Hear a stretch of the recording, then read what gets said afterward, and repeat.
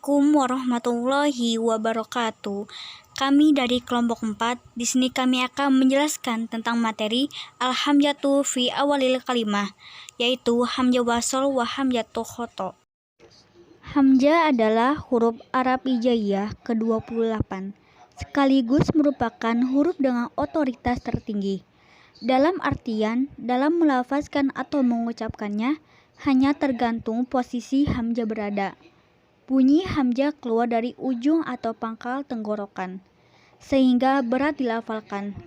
Hamzah adalah salah satu huruf hijaiyah yang melambangkan vokal a, i, u, atau tempat berjeda glotal seperti huruf K pada kata rakyat dalam bahasa Indonesia.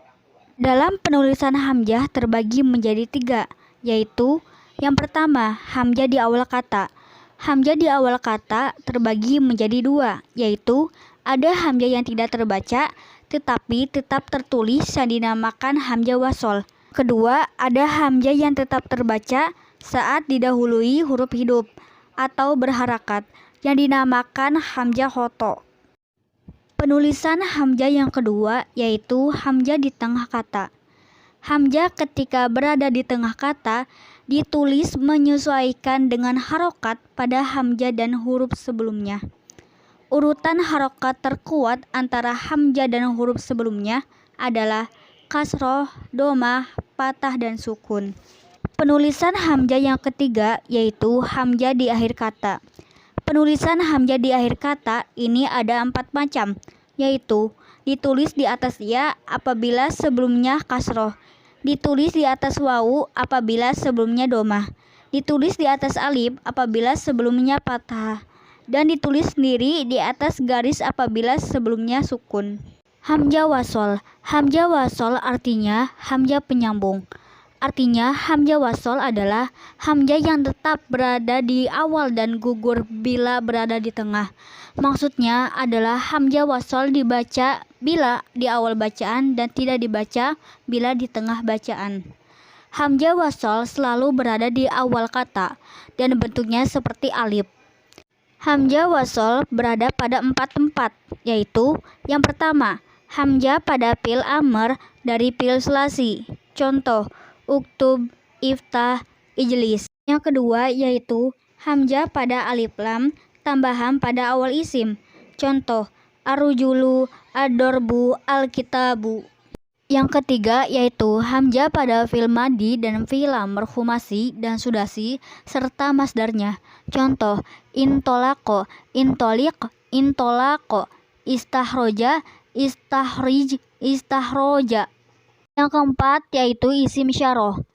Ismun, ibnun, ibnatun, isnanin, isnatani, amro'atun, amru'un, ibnani, amro'atani, amro'ani. Cara membaca hamzah wasol ada 4 macam dalam 2 keadaan.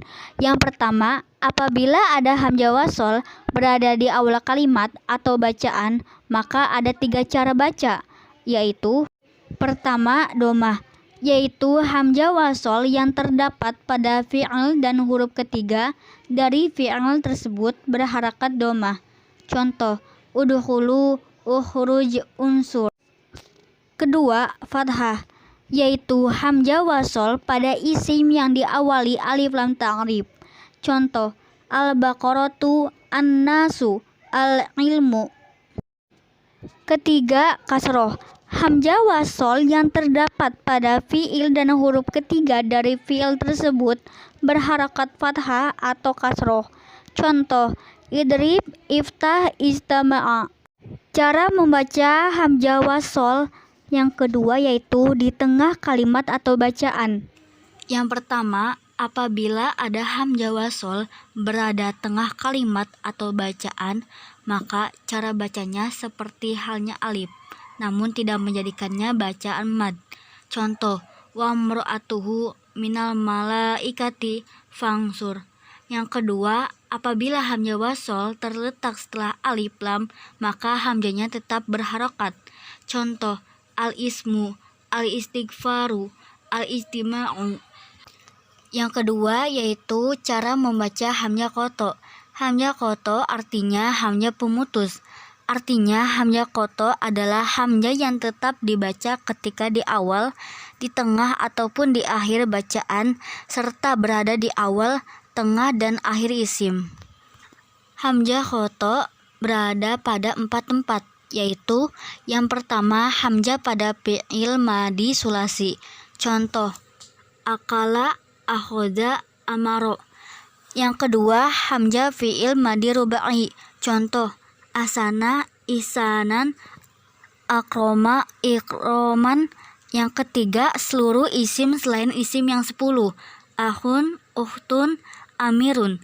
Yang keempat yaitu huruf. Contoh, au, an, in, ila.